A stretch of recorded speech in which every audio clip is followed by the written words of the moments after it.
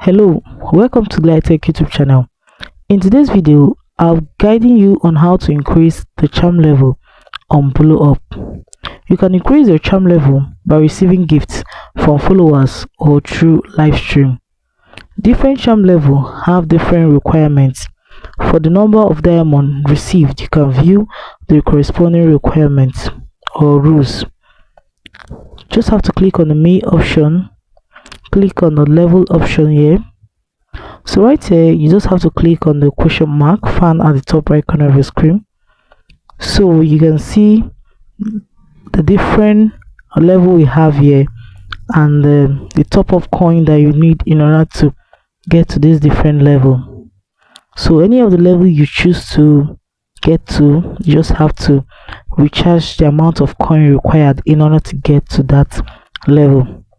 So guys, I hope with this guide you'll be able to increase the charm level and know that when you increase your charm level, you get more benefits and access to Boloup.